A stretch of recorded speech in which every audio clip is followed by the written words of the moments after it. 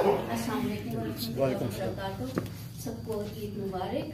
और आज हमारे पास काफी लोग नहीं है, उसमें मुश्ताक अहमद यूसुफ साहब भी हैं और हमारे भाई डॉक्टर अब्दुल गफ्फार हसन भी हैं। आज हम इकट्ठे हुए हैं उनको खराज अकीदत पेश करने के लिए।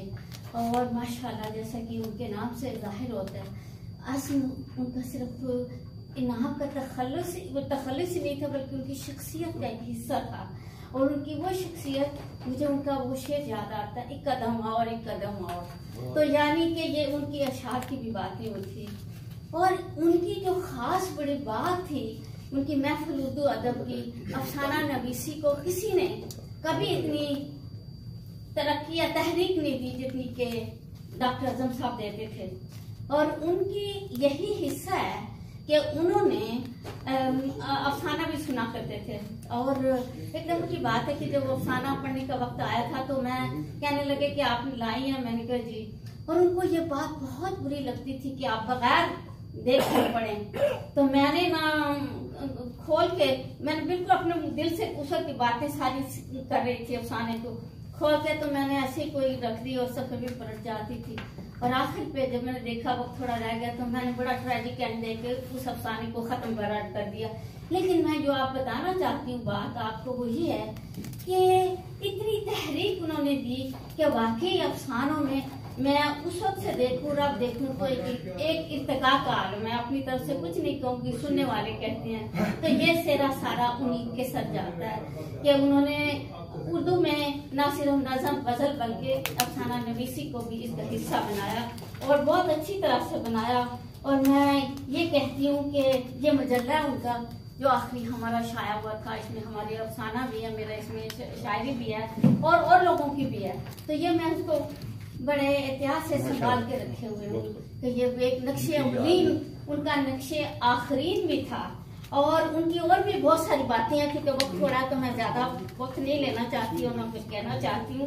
बड़ा अच्छा एक वक्त गुजरा। और ये आप जो महफिल में हैं, सारे आप जो हैं महफिल में, आप हैं हर तरह के गुलाब और आप ही हैं डॉक्टर अज़म के दोस्त और अहबाब और जगमगाती। आखिर से आज उनकी कुर्सियां खाली, मगर आज भी है उनका उर्दू में मकाम आली। अगर से आज उनकी कुर्सियां खाली, मगर है उर्दू में उनका मकाम आली।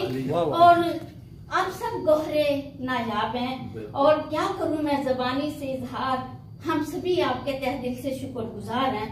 और अहले महफिल है कि मुश्किल हुए गुलाब हैं, जैसे बज उठे चंगो रुबाब।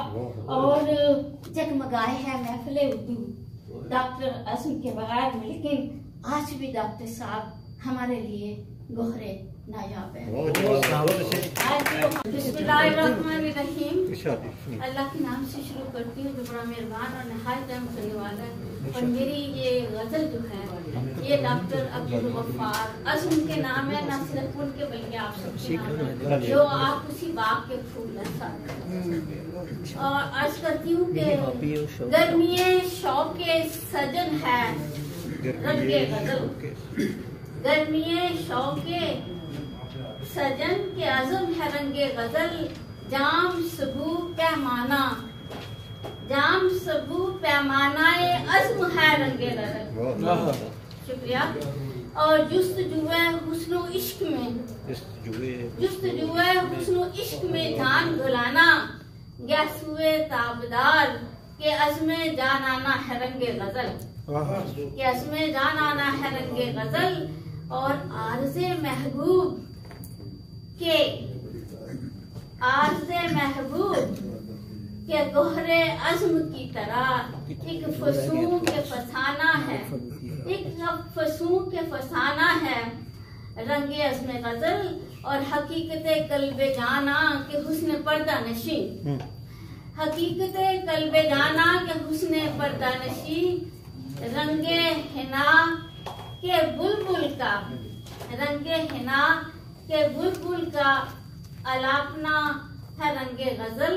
और सोजो गुदाज शमाए के गमे फुरकत। और आज अज़्म पे मोहब्बत की नजर डालना है रंगे गजल। शुक्रिया। और आज अज़्म की मोहब्बत में नजर डालना है रंगे गजल। और आबिदा गुल पे शबनम के शजर पे पपीहा, आबिदा गुल पे शबनम के शजर पे पपीहा, अज़्म की हंसी यादों को उजालना है रंगे गजल, अज़्म की हंसी यादों को उजालना है रंगे गजल, और गर्मी शौके सजन है रंगे गजल। और आप सब लोगों की आमद इस बात की गवाही देती है कि आपका आना ही अज़्म का है रंगे गजल।